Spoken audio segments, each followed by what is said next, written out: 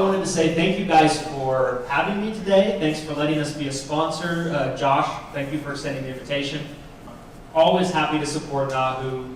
Of course, our local chapter is incredibly important to me, and I think it's great for us as agents, no matter what type of insurance you're selling, whether it's Medicare, whether it's something else. I just think they have our best interests in mind. And we're in this together, right? A rising tide lifts all ships, isn't that the saying? And so we just wanted to support NAHU, be here together. So I'll start off, while we kind of get some of this figured out, a little bit about me for those of you who don't know me. Because this is maybe a little bit of a different crowd than I normally speak to, so I think there's probably a majority of you that might have not encountered what we do as an organization. So I run a little agency in Sandy called Christian Brindle Insurance Services. When I started it, I was kind of the only person in the agency at the time. I had a dad that was in the business for about 25 years before I got started, but I had a separate organization. He didn't really want to do it together, which, looking back on it, was probably a good thing for me. So what we started doing was, I went out as an independent agent for probably about 6 years before I ever did anything to work with agents, and I did extremely well. I was a top producer for multiple different carriers, and I was able to write a lot of business. And one thing I noticed after getting out there and starting to participate with different agent events and organizations and things like that was a lot of agents struggled. A lot of agents didn't have the success that we were having. And I didn't really understand why at the beginning. And then I started to realize I think it's just because there's not a lot of information that's around. So we started working with agents, and we started to put together a community called Six Figure Medicare Agent. As Josh was mentioning, it's a private Facebook group. It's got about 4,300 agents in it from all across the country. There's people in there from brand new agents, agents that have been in the business for 30 years, people that have built call centers, sold call centers, run FMOs, just starting to run FMOs, building new IMOs. There's just a mix of everything in there from a diversity perspective. But I'm sitting back there today listening to all the great presentations, and there's probably 5 or 6 conversations going on just this morning that I'm trying to chime in, I'm trying to answer a question here or there. It's a community of free-flowing information, so if you're a Medicare agent and you're not in it, we'd love to have you in there. It's free, no obligation. A lot of people can just kind of sit in the background, and you can probably get a lot of value and a lot of great information about it. It's all about value.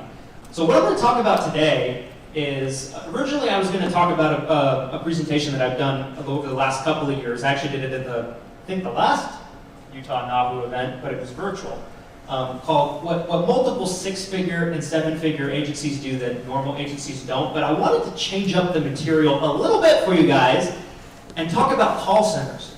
So how many people in the room sell Medicare? Okay, so probably a majority, right? How many of you can say Joe Namath, Jimmy J.J. Walker, William Shatner? I saw him, who was it? The guy that sells grills, George Foreman. I saw one of his the other day. How many of you can say that you felt the impact of those commercials in the last couple of years in your business? I think most people have in some way, shape, or form.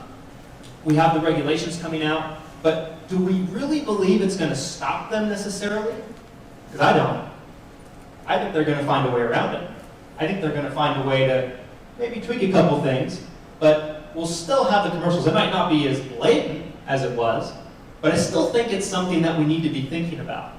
We need to be able, as independent brokerages and independent agents, to be able to compete in our own market against some of these big organizations.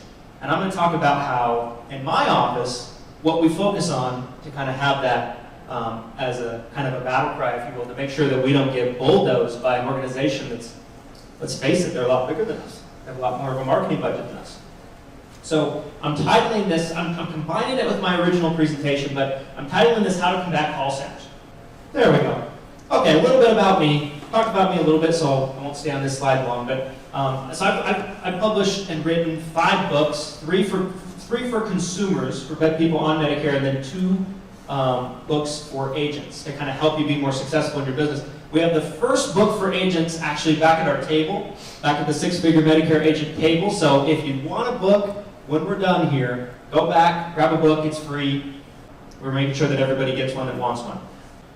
we talked a little bit about me, from the Facebook group, Six Figure Medicare Agent Facebook group. We actually started doing a conference this year, which I'll talk about in a little bit towards the end.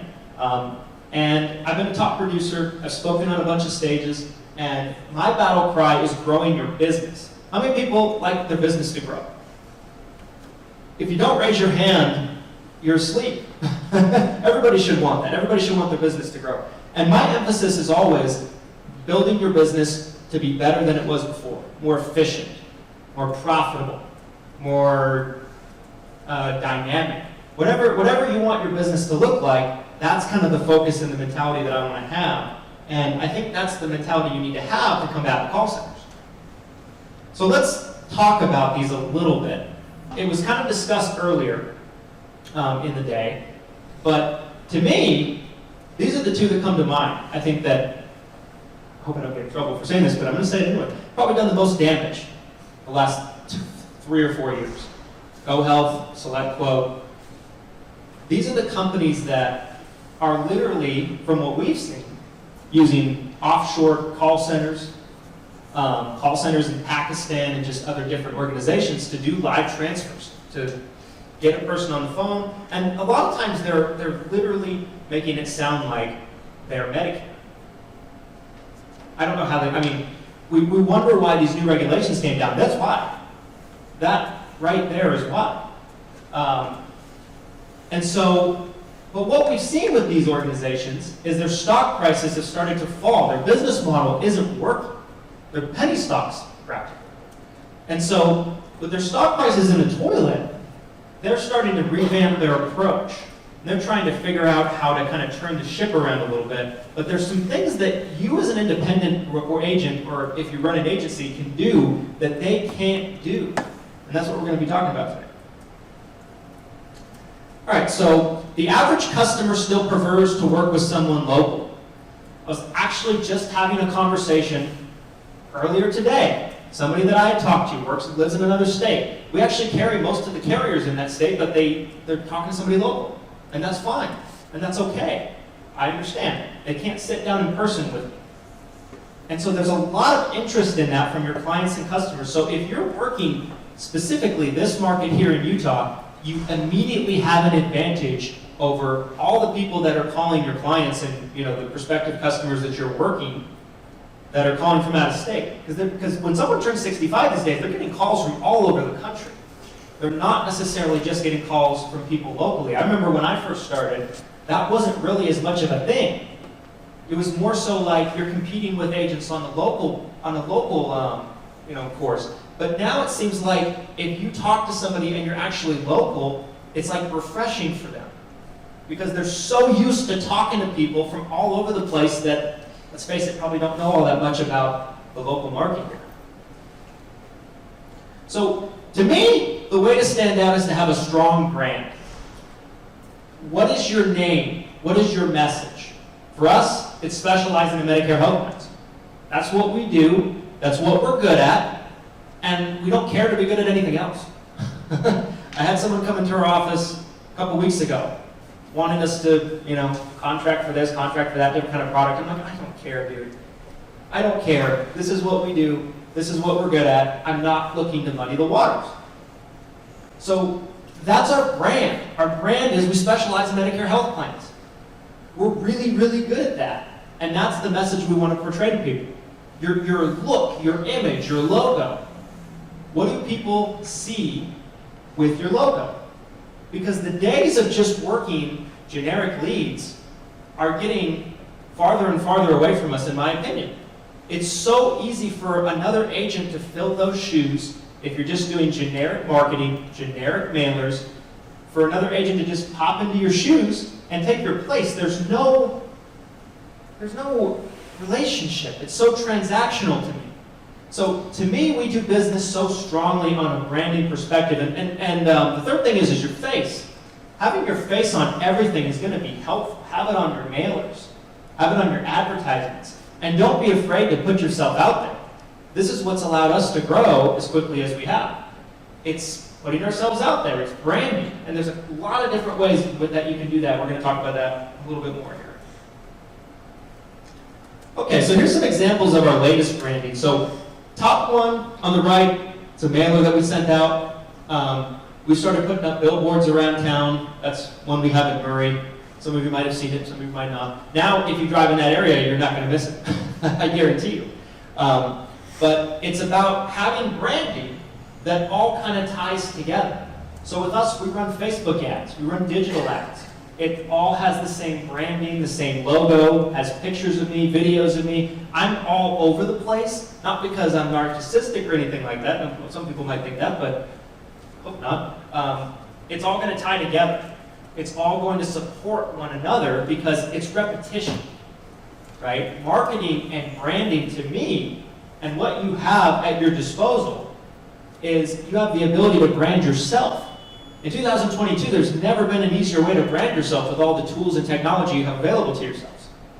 And having everything tie together with your logo, your message, your branding, your likeness is going to make your marketing go that much farther.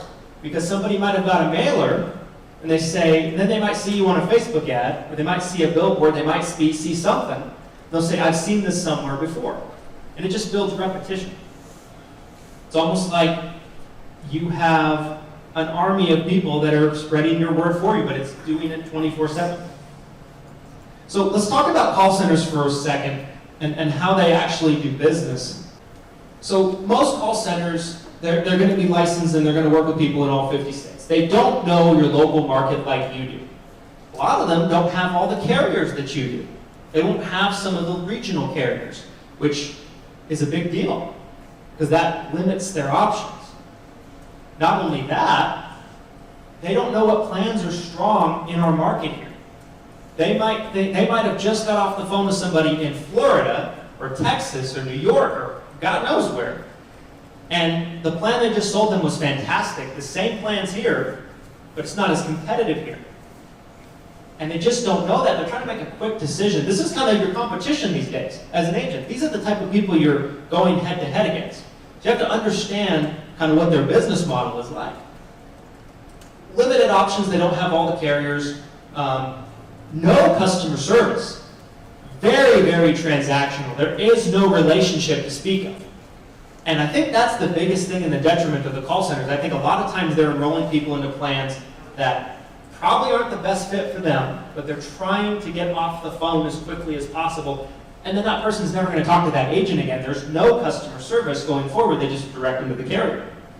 I would say deceptive marketing tactics for a lot of these organizations, not saying that this is all call centers, because there's certainly some out there that we have relationships with that I know do business very well, but a lot of the really big name ones, they might use those deceptive marketing tactics. That's kind of why we've gotten into these new Medicare regulations starting October 1st.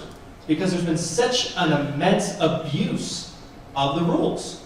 Stretching the line, if you will. Talking about $5,000 in dental. Call today. We've all been through this. So, what you can do as an independent agent is know your plans well. And I'm not talking about just knowing one or two. Every company you represent, you should know the plan really well. I've always told, and I don't know how many people in this room might be newer agents. There might be a lot of experienced agents in the room, so if that's the case, this might be second nature to a lot of you. But to me, what I tell new agents is when you first start getting started, you should focus on your market, your local market, because it's going to be very easy compared to trying to learn 10, 15 states. I see a lot of agents these days that are like, I'm going to get licensed in 15 states because I lived in this state for 6 months when I was in college. Well, it's like, okay, but you haven't been there for 10 years. Who cares? You have anybody to write there? Well, no. Then don't get licensed there. Don't pay the money. Learn your home market first, because you'll know it better than all these other people that are out of state that are calling here. You're going to have an advantage. You're going to have a leg up. You're going to know things, little things about the plans that they just don't know, and it's going to show when you're talking to that prospective client. World-class customer service. So one thing that I have observed, and I'm not saying this to say that, we provide maybe the best customer service. I think our customer service is exceptional as compared to other organizations out there for our clients and our customers. And this is a big focus for me. It's important to me that people have a good experience when they do business with my agency, with my office.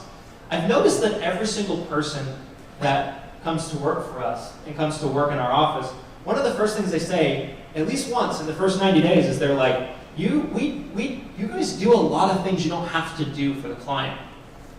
I'm like, damn straight we do. I want to make sure they want to stay with us. Because if my job is to just get them on the plan and then refer them to the carrier for everything else, then what am I good for? What am I good for next AEP? What am I good for when there's a product change? My job is not an order taker. My job is an agent. And part of an agent's job is to take care of the policy. So customer service is so big, and I feel like that's a huge part of retention. And when people see that, they're not going to want to lose you. They're not going to want to lose what they have with you. And when that person on the call center is on the phone with them, that's what they're going to be thinking about. They're going to be afraid to lose that. But if you're not providing that, it might be easy for, Joe Namath to pick off your clients. So be present in the community. Face-to-face interaction is something that the call centers are not able to do. People like to do business local, kind of coming back to that a little bit. People like to talk to people that kind of know what's going on in the community here. It's kind of cool for us as Utahns. Is that the right term? Utahns? Utahs? Utahns. Okay, that's what we're going to go with that. Utahns. That's my favorite one.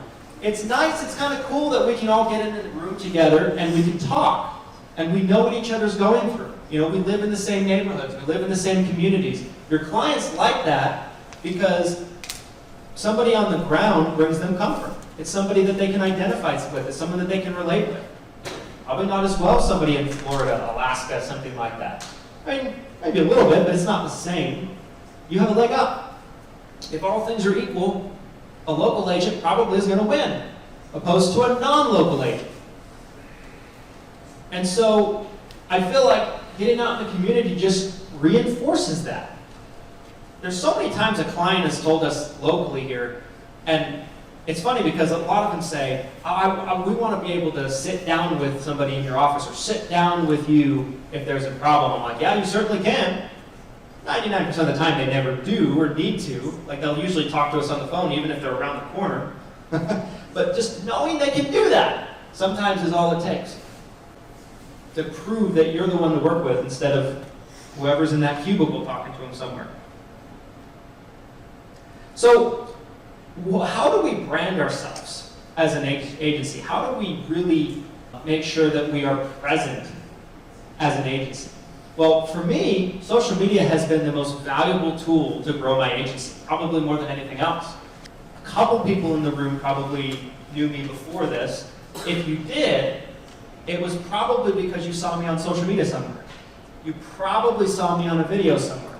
You probably saw my face somewhere. I'm not afraid to put myself out there. And I'm not afraid to look dumb. Because when you put yourself out there, it's never going to be perfect. There's always going to be things that maybe you could have done better. But I would rather put myself out there and it not be perfect than not do it at all. So what we do in our office is we have the Facebook group. That's how we can network with you guys, agents. That's how we are able to bring value to them. We also do things on Facebook by running Facebook ads and things like that, of course, but we have our Facebook business pages. All of it is helpful to the bottom line. Instagram, YouTube. In my opinion, I think that there's probably no better way to promote your business online than a YouTube channel these days. YouTube is such a great tool. It's the second largest search engine next to Google, and Google owns it. So oftentimes YouTube videos show up in Google searches. So no matter what type of insurance you're selling, maybe you're selling group, maybe you're selling Medicare, whatever the case might be, a YouTube channel is a really, really great thing. It takes time to build, but it's infrastructure that can live on for years and years and years. We just got a call a couple weeks back Somebody saw a video of ours that we put up 4 years ago. I don't even remember making it. I'm like, wait, we made that? And I went back, looked for the video. These videos live on forever. And that's why we pump out so much content, because I want to put something out there that's going to allow somebody to stumble upon us in some way, shape, or form. We run a really, really large Medicare podcast. It gets about 5,000 downloads a week. It's called the Everything Medicare Podcast. We've only put out 4 or 5 new episodes this year. So we've really taken our foot off the gas, but we still get calls all the time about it from episodes that were years old, because at one point we were doing episodes every week and we were pumping it out and we established that. And now we have this audience established. Like to really thrive, to me, especially when you're competing against organizations like the call centers, the Joe Namath call centers, all this stuff, sometimes you got to think outside the box a little bit. I think being creative is rewarded. And doing a Medicare podcast, it wasn't anything that I thought, oh, this is going to be great. I was like, no one's going to listen to this. Why am I doing this? And we started putting episodes out. Before we knew it, we had this thriving audience. You want to run ads where people are actually looking. To me, your money is valuable. You have a marketing budget. You want it to go as far as possible. So to me, stop running ads in the newspaper. Maybe some people are reading the newspaper, but I think there's better places you can spend your money. I think, to me, if I want to spend money on advertising, yeah, we do some stuff with billboards, but it's not the focus for us. I want to run things online. I want to run things on Facebook. Everybody has a Facebook account, including your clients. There's more Facebook accounts than there are people on earth. Everybody has a Facebook account. Your company website is great. I think building out your company website in a way that people can stumble across us when they're searching Medicare help near me, or Medicare help in Sandy, or Medicare help in Murray, or Medicare help in Salt Lake, you're going to have an easier time getting your website established on an SEO perspective locally than nationally, for sure. Google is going to favor local businesses. They're going to give local businesses a chance. You want to get reviews on your Google My Business page. If you don't have a Google My Business page, it's imperative that you have one set up. You want to get reviews on it. You want to be active on it. You want to post pictures on it. And you want to link it to your website. Write blog articles on your website. Put YouTube videos on your website. All of this is going to help people stumble across you easiest. How many people like people that just call them and they're ready to buy? Just a couple people? Okay. That's cool. They can all call us instead. The 3 of us, we'll take them all. That's what establishing an online presence can be. I would make an argument that it's the only lead that's better than a referral. Because referral's great. Everybody says there's no better lead than a referral, and I agree. But somebody that finds you online, that gets educated because they found you online, they probably already know what they want. They at least have an idea. Referral doesn't know anything usually. So, it's maybe the one thing I would say could potentially be better than a referral. Right there, they're neck and neck. But establishing a good online presence on a local perspective, you're going to be able to compete. You're going to be able to stand out. You're going to be able to have people come across you. This is valuable. Of course, we want to focus on volume. There's so many people I talk to that are agents that they feel like if they set an ambition out to get X amount of clients, that they're being greedy or whatever the case might be. I'm here to tell you something. If this has ever crossed your mind before, that the more people you help, the more people you put in a better situation than when you found them, the more money you make. That's our business. What a great business. There's nothing wrong with helping more people. And there's such a misconception to me that, I just want to be happy. I just want to get by. I just want to have enough business. Well, that just means you don't want to help as many people as you could. If you really feel like your business is doing a service to your clients and customers, you should want everyone to know about it. You should want to help as many people as possible. Because to keep that from them is selfish. Because that means there's more people doing business with Joe Namath. That's how I look at things. That's how we look at things with our business. I always want to be focused on volume. Doesn't mean we have to sacrifice quality, but volume of business is what's going to be the name of the game. When life hands you lemons, make lemonade. Use the commercials to your advantage. I mean, this is an obvious one, right? Like if you need to build familiarity, when you're trying to sell a Medicare Advantage plan, you can say, that plan Joe Namath's always talking about, or Jimmy J.J. Walker's always talking about. One thing we did is we have a consumer-facing YouTube channel. I started doing review videos of the commercials. And some of them went like semi-viral. Like one commercial in particular attracted, we got over 65 clients from one video. Because they're Googling Jimmy J.J. Walker, Medicare commercial, and I'm like the third or fourth video that pops up. It's a review video that I did. So, things don't always have to be bad. And they're calling me and buying probably the same thing that they would have bought from Jimmy J.J. Walker. Turn it to an advantage. Make it a positive for yourself. That's what we try to do. When call centers make mistakes, clean up the mess. Take advantage of OEP. If you're going on a month vacation in January, don't. Wait till April. Because call centers make a lot of mistakes during AEP. They put people on wrong plans. They put them on plans that don't have their doctors. How many of you have had this happen to a client of yours? Call center enrolls them into a plan, doesn't have their doctor, they told them it would, doesn't cover their drugs, they told them it would. That's what OEP's for. You can clean up the mess.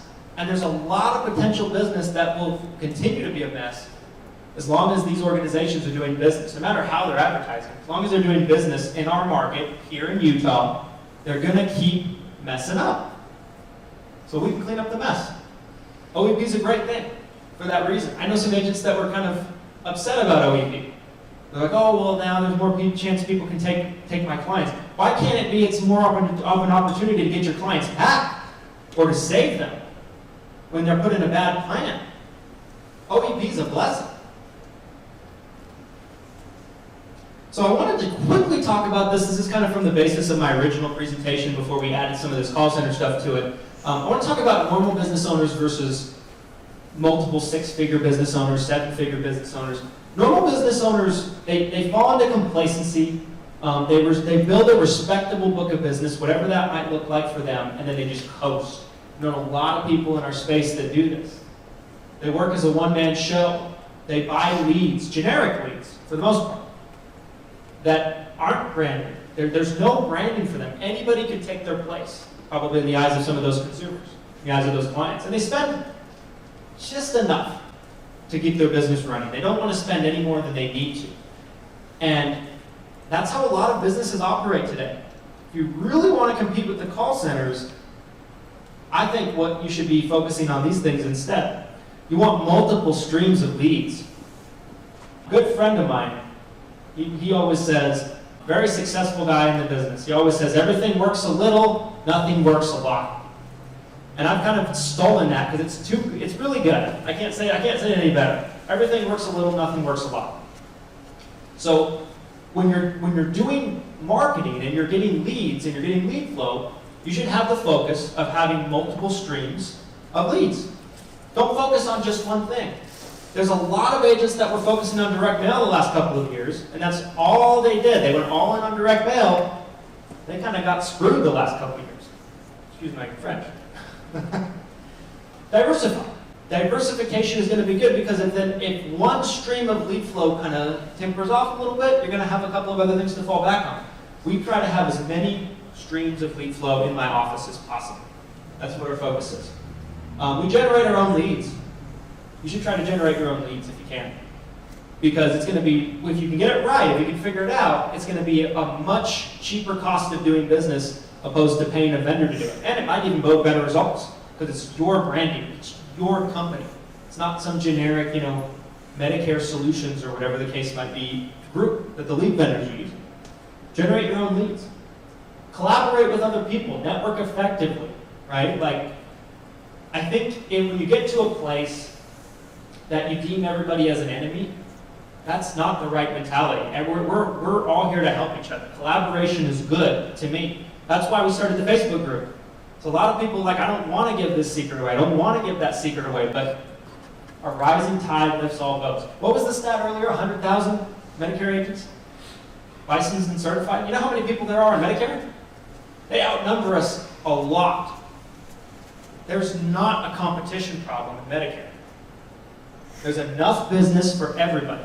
So collaboration is a good thing. They brand their agency because that branding, that infrastructure, is going to go on for years to come.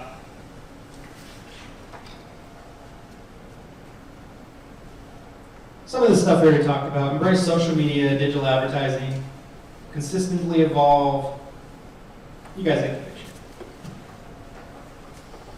Anyway, guys, I just wanted to quickly close this out by saying again, thank you for having me. I love doing these kind of things.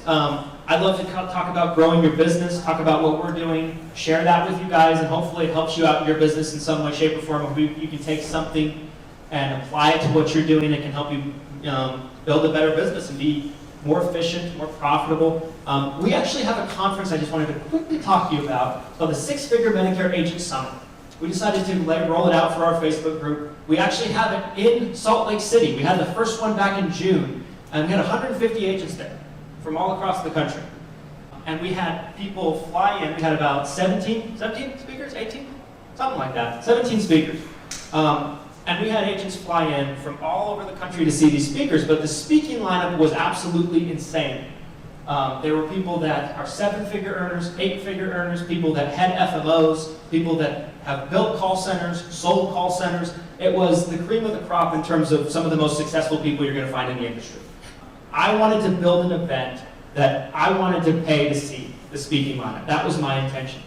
So we have this event going on next year. We're looking to double the attendance. That's our intention. Go big or go home, right? So we want to have 300 people there.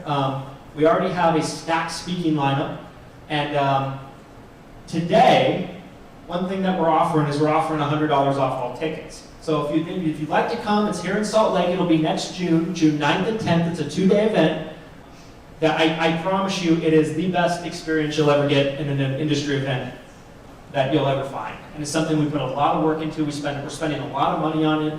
And it went terrific this year. We loved it. It was a great experience. It was a lot of fun, but a lot of great information was shared as well. So we'd love to see all of you at next year's event. So if you haven't got a ticket already, head over to our back table, talk to Bobby or Carrie, and they can kind of help you get taken care of.